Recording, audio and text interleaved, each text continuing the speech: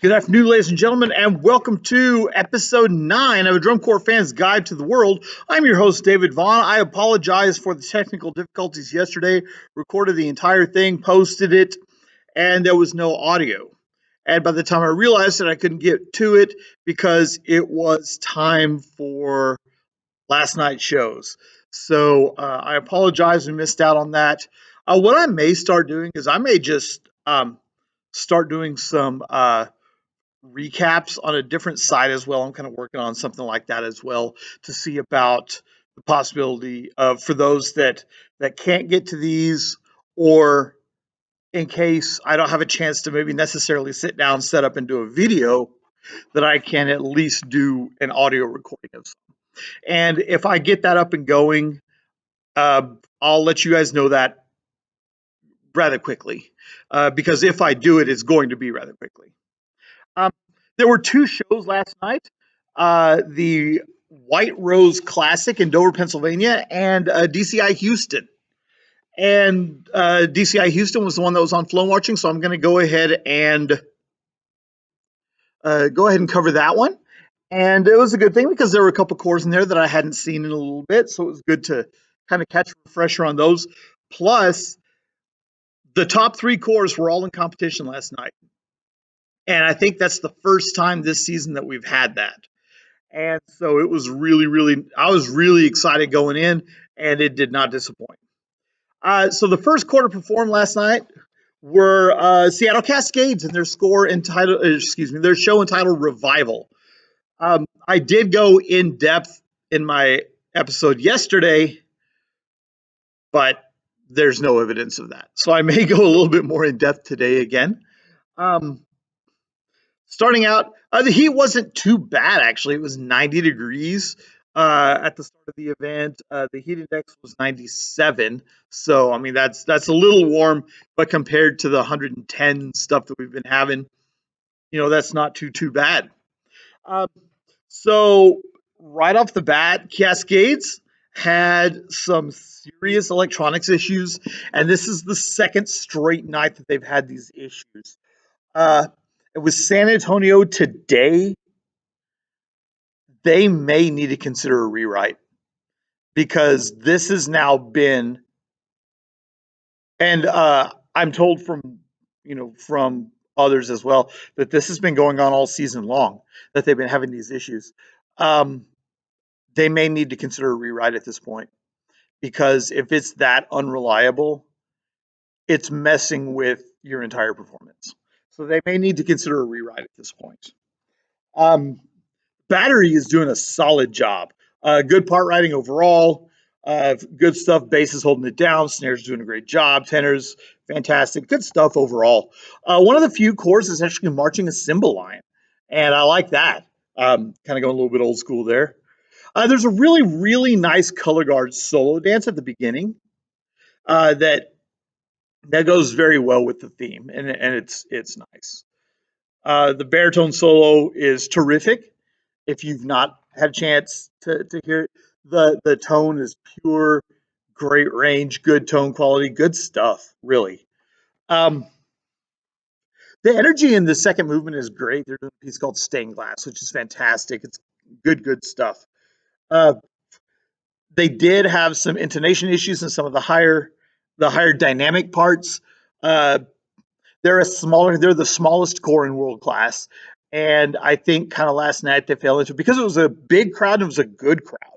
I think they kind of got excited and started overplaying a little bit. They just got to remember to play within themselves. Uh, their their volume is going to be just fine. They're small by world class standards. They're still big enough to make the point. And so they just kind of need to watch out on that. Uh, their ballad is solid. It's angels. It's angels in the architecture. The slow part of angels in the architecture, and you're just it's hard to go wrong there.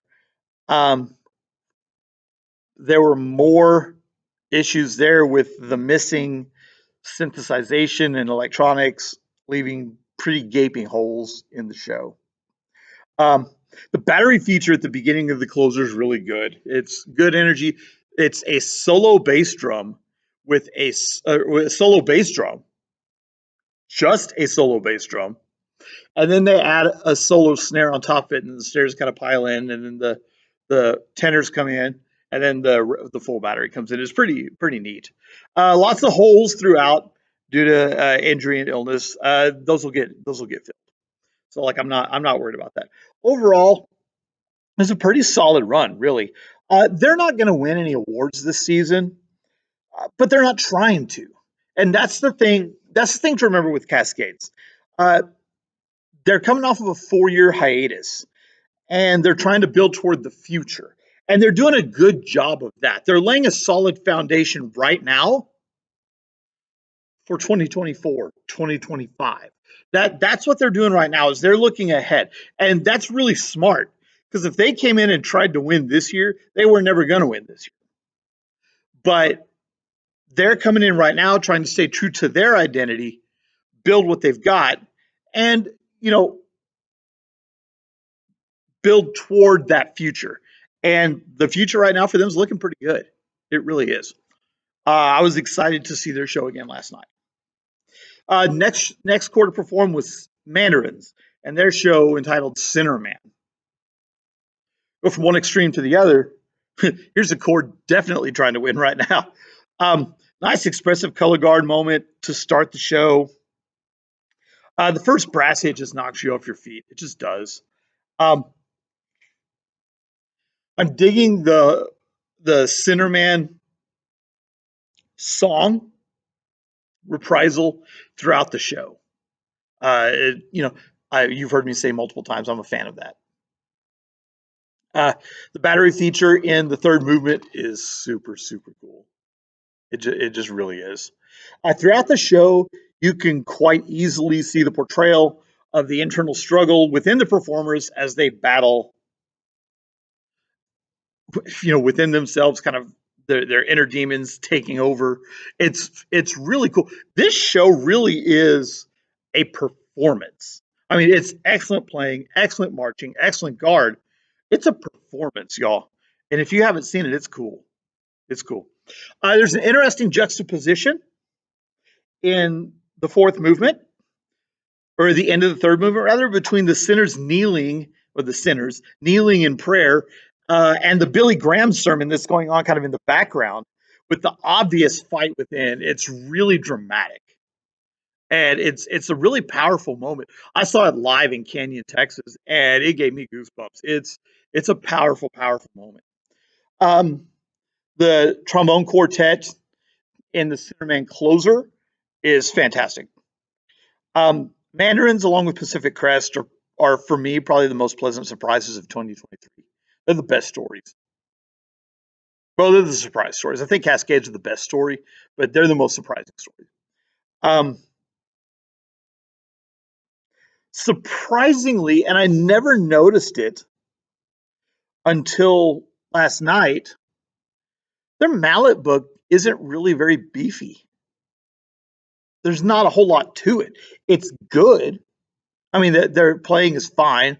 Their writing is adequate. There's nothing that really stands out. But overall, this show, holy cow. If you've not seen it,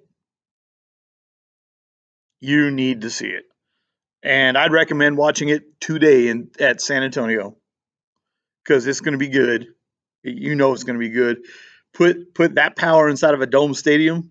Yeah, it's going to be fun. The next quarter performed were the Colts and their show entitled Where the Heart Is. Terrific brass ballad going into the intro. They only were marching 4 bases, and that's a little bit of a concern going into San Antonio tonight. Um, Hopefully, it was something like a head cold, and they just needed some extra rest. Because if it's an injury, that's going to be problematic tonight. Um, I still really dig the entire muted trumpet section. I like it. This is a show that for me has grown a great deal from the start of the season up to now on me. I didn't like it at first. I really didn't. And now I like it a lot. So, kudos to the Colts for that. Good power across the board from the brass. I'm not sure what's going on with the battery. It just wasn't quite lining up. Good, they play well, but it's just not quite there. It almost sounds like the snares are too wet. Because it's just a really staticky sound. And I'm not sure. I'm not sure if it's that or if they're just off all the way through. I'm not really sure. Like I said, they're playing just fine. So I mean, they're not going to get docked too hard. But if they can clean it up, they'll get a lot more. Um, Terrific trumpet and euphonium duet in the ballad. There's great color guard work to add to the brass build at the end of the ballad. They've got the big double flags going on. It's a very nice moment, and I like it. I dig it a whole lot, actually. Um, the trumpets almost nailed that high note at the end of the chord in movement 4. They're right there with it, and I mean they'll get it. And mind you, it's been a while since I've seen the Colts. There have probably been times where they have hit it, so I wouldn't worry too much about it. Nice strong ending to the show, close to breaking through for them, and they're a lock to be a top 12 core. They just are. They're in good shape. They're in really good shape. Uh, Next core to perform were the Blue Stars and their show In Absentia. Nice dark, the dark mysterious intro sets the stage very nicely for what's to come in the rest of the show. And I like, those of you that have watched, I like dark shows, and this is one of them. So they still only have 3 tenors. They were down to 2 at one point. So I don't know if they only have 3 tenors or what. That doesn't seem right either, though. So curious to just kind of keep looking forward and seeing what they're supposed to have moving forward. Um, I laughed. There was kind of a cheeky snare visual, a battery visual rather. It was a splash cymbal choke by the front ensemble, and the battery just kind of had this funny little visual. I laughed. It was fun. The rifles were kind of a mess last night. They were all over the place.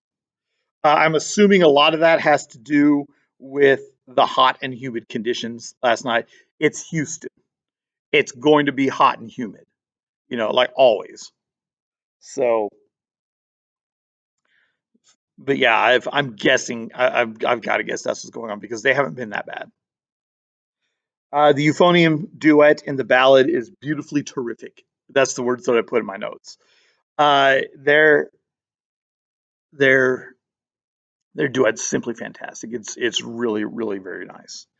Um, Good to see the snare line fully intact again. Their Mojo section's fantastic. It is, and I keep talking about it, but it is. There was something just missing last night. I couldn't put my finger on it, but the energy just wasn't there, and I don't know what it was. Um, I anticipate that it'll be there in spades today. We'll see. There were a couple spacing issues in the final set, but overall not bad. Again, clearly a top 12 core. No problems there. And if you're a Blue Stars fan, I wouldn't worry at all about the guard issues or the spacing issues, either one. Next core to perform were the Cavaliers and their show entitled Where You'll Find Me. There's a lot of really good mallet work in the build up to the brass hit in the intro, followed by the spectacular brass hit. It was just like the mallets were going and a lot of good build up, a lot of good build up, a lot of good build up, and then there's that big moment, and it was right there. It's interesting how over the years, performance techniques, stylistic nuance, compositional patterns, those things all change, right? But there are certain chords that you can just close your eyes and listen to, and you know exactly who you're listening to. And the Cavaliers are one of those chords. You could just tell. And that was very, very cool. Um, I learned a couple days ago that the Cavaliers are not using mics for their players. A couple of their soloists, but not any of their players. And so I definitely, definitely respect that a lot. So, kudos to the Cavaliers for keeping it simple, keeping it traditional there. Um,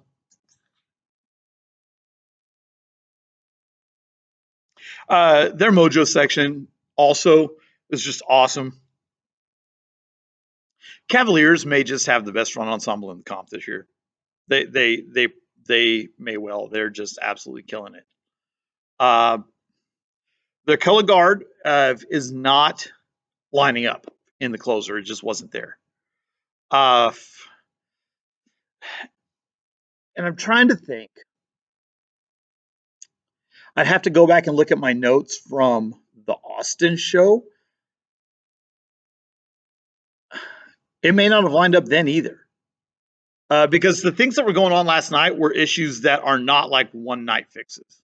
So we'll see today in San Antonio what happens. There were elements of the old, like early 2000s, late 90s style drill in their show, and I kind of love it a lot. Uh, it does have kind of a sudden ending to the show that I don't really care for. I feel like they're ramping up to something though, so I'm not going to dwell too much on it at all. Um, the next quarter performed were Carolina Crown and their show entitled The Round Table Echoes of Camelot. It's such a fantastic intro. The French horn statement is wow, wow, it's so nice. It's almost like a movie soundtrack. It really is almost like a movie soundtrack. It's terrific. Um, their show is just enjoyable. It really is. Uh, there were times where I just found myself sitting back and just listening, almost forgetting why I was watching. And it was just a very it's just a very enjoyable show. The brass hit after the mellophone run is pretty unbelievable. It made the camera shake last night when it came in. The high camera was on it. They hit, and you saw about a second later the camera just it was pretty awesome. Um, have Crown had 6 bass drums all season long? Let me know in the comments because I had not noticed that until last night. But yeah, they sure did march 6 bases last night, and I had not noticed it at all. And I don't know how I would have missed that because that would have been like one of my geek out things. I would have loved that. Um, so I'm a big fan of like wide open, spaced out ballads where performers have room to breathe. That's the case in this ballad.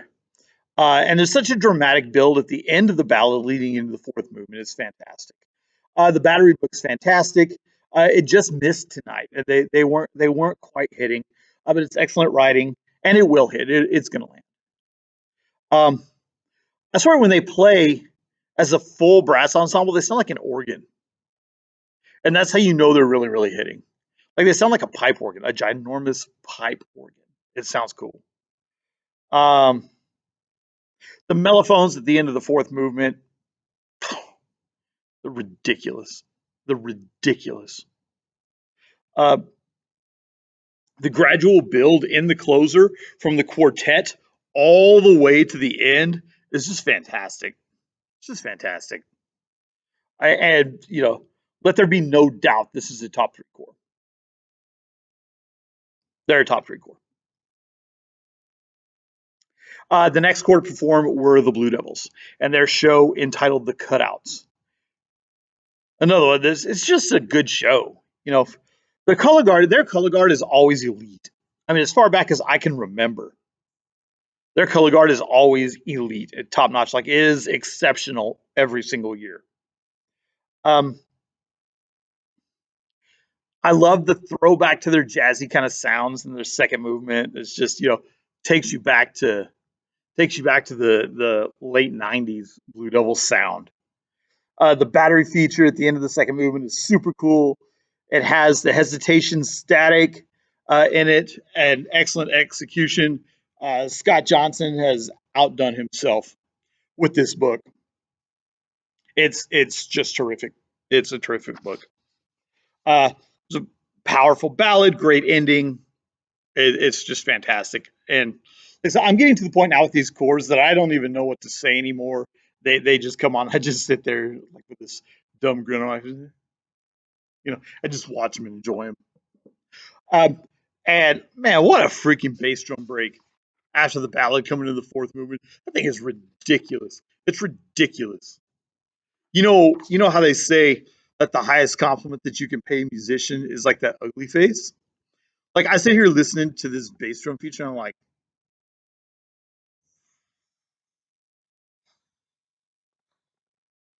yeah, it's that good.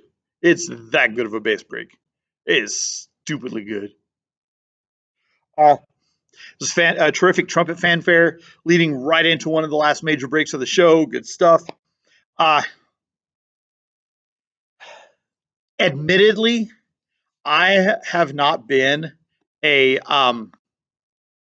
Blue Devils fan. I don't think there's anyone better in the field this year than they are. They're absolutely fantastic. I don't think there's anyone better in the comp.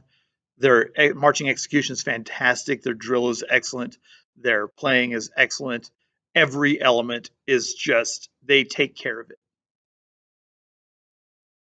and they're going to win again this year. Um, the final quarter perform were the Bluecoats and their show entitled "The Garden of Love." There's a terrific opener, beautifully balanced, followed by a fantastic battery feature. It's great. I'm still not a fan of how much of their show is visual with no playing at all. And it's not even like it's just battery and visual or just front ensemble and visual. There's no playing and just visual. I'm not a big fan of that. Um, the guard will have some pretty big issues this evening. I'm just like the others. I'm going to give them the benefit of the doubt and assume it is heat and humidity. I found last night that I was spending a great deal of time just trying to gain an appreciation for the show. I've seen it a few times now, and it hasn't been my favorite show, but I'm trying to gain an appreciation for it. And that's what I found myself doing a lot last night. Uh, there were more guard issues last night, this time with timing. And unfortunately, these guard issues are what are going to separate them from the upper echelon. And I hate this for the blue coats rather, but um, they got to get those fixed. We're at San Antonio now. These issues need to be resolved. I still love my favorite moment of the show is the blatty blasty trombones followed by the upper brass section, and it's so fun.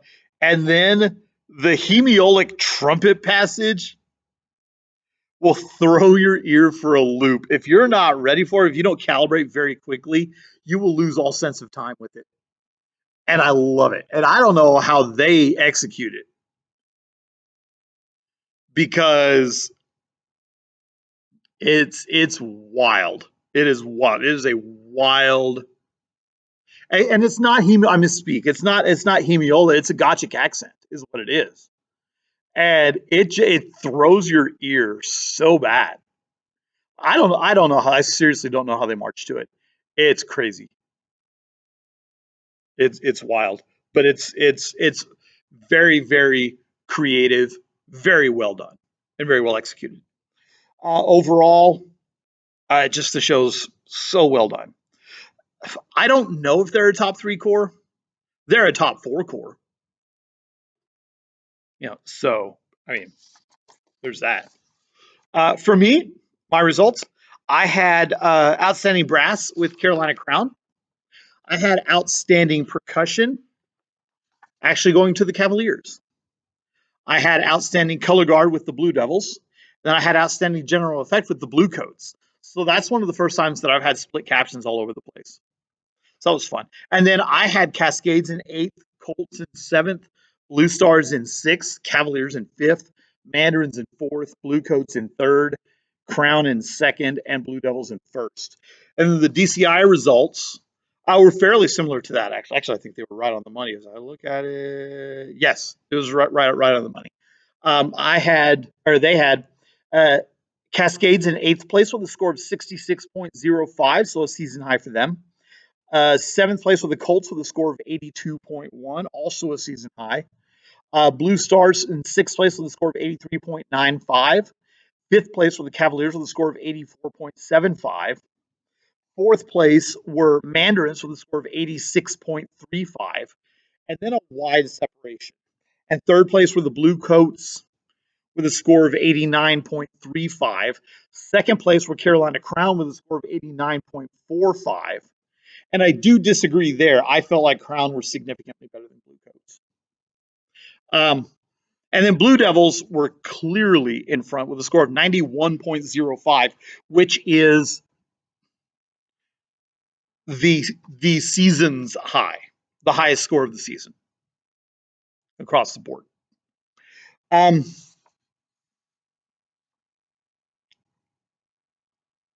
I don't understand. I do think Blue Coats are better than Mandarins, but I don't think they're 3 points better than Mandarins. And I definitely don't think they're in the same ballpark as Carolina Crown. So, if you see it differently, tell me in the comments, please. Because I want to understand. And that was why I said in my thing, I'm trying to watch the show to gain a better understanding of it. Because right now I just don't get it. I get the theme. I see kind of how it all flows together, but there's a lot of stuff in there that just doesn't make sense to me. There was another show last night, actually. It was the White Rose Classic in Dover, Pennsylvania. It was an open class show, but Jersey Surf made their first appearance of the season. And so we're going to just cover those real quick. In open class, in fourth place were Les Stentors, their first appearance of the season, with a score of 57.5. Third place were the Raiders, also with their first appearance of the season, with a score of 57.80. Second place were Southwind with a score of 69.80. And first place were Spartans with a score of 74.50. And then in world class, first place were Jersey Surf with a score of 68.80. I do take the Jersey Surf score with a little bit of a grain of salt because it was an open class an open class show. I feel like they were a little bit more lax on the judging. We'll know more here in about a week. Their first world class show is July 30th, and it's night meet. So that's a big one to have your first one be, because that's where all the top cores are going to be. I think all the top 12s are going to be there even. So I mean, it's going to be a massive, massive show. So looking forward to seeing that. I'm looking forward to seeing Jersey Surf actually. And that's also going to be the first time that we'll get to see them. Unless you go to a show. So something that I did in the show yesterday that I think want to start doing is something good, something not so good, and a pleasant surprise from each show. So the something good for me were the Blue Devils and their season high of 91.05. They're going to break 99 this season, guys. They're just going to do it. And it may not be close. They may get 99.8. They're going to be way, way up there.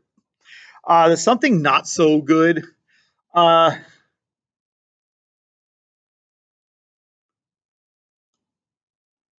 the Colts, they're going to make the top 12, but they may be in some trouble, especially in their battery. Um, they had some issues last night that I don't know necessarily are, do a quick run and fix some issues. We'll see. The pleasant surprise for me were Seattle Cascades. Their percussion were within 2.5 points of Colts. Well, you're probably saying, Vaughn, 2.5 points in a caption is not that big of a deal. Well, it is when you're talking about a top 10 core. Cascades battery was 2.5 points away from a top 10 core. Oh, and for kicks and grins, their general effect was also 2.5 points away from Colts. Cascades are making moves. They're not going to make finals. They're not going to make finals. If Cascades makes semifinals, though, that is their finals. And so I look forward to seeing them moving forward, especially if they can get those electronics issues fixed. In the Whitewater Classic show, the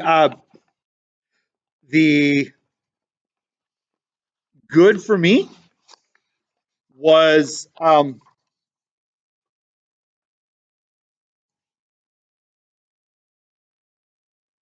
Spartans. 74.5. They are probably easily going to break 80 by the time they get to Marion. And they will probably make world-class semifinals. That's a prediction on my part. The not so good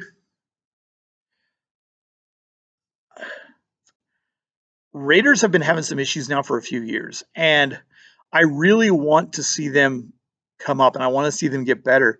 But every year they kind of seem to get mired down here.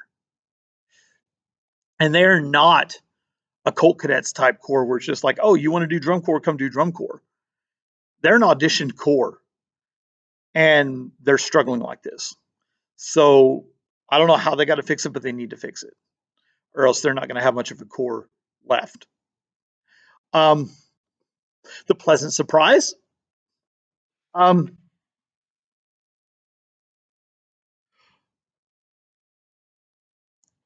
other than Jersey Surf being there, but we knew they were going to be there, were Southwind. Southwind is knocking on the door of 70, and they've got a pretty good shot at being a top 6 open class core. And so I'm pretty excited to see them moving forward. Unfortunately, not a single one of their shows is on Flow Marching, and I'm a little bitter about it. Flow Marching needs to do a better job of including the open class cores. They do. They just do. You'll note that today's a pretty short episode for a couple reasons. Uh, One, I'm going to go ahead and start prepping for San Antonio's show. I will be watching the entire show, which means I probably will not do the follow-up episode until tomorrow or maybe even Monday, because it's going to be a long one. We're talking probably close to 2 hours. It's going to be long because every world-class core except for Jersey Surf are going to be there. But I do want to thank all of you for watching this. If you are enjoying what you're seeing, I want to invite you right now to subscribe to the channel, hit the notifications button so that you can know when more content comes up. Hit the like button below on the video. If you like the content, let me know in the comments. If you don't like the content, let me know in the comments rather. Uh, you know, if I don't know something's broken, I can't fix it, but I will try and fix it. Uh, and I do my best. I do my very best to kind of get around and check every core out as much as I can. Sometimes it's not possible when multiple shows are going on at the same time. In that case, I will always acquiesce to the cores that I have seen the least of, or not seen at all in some cases.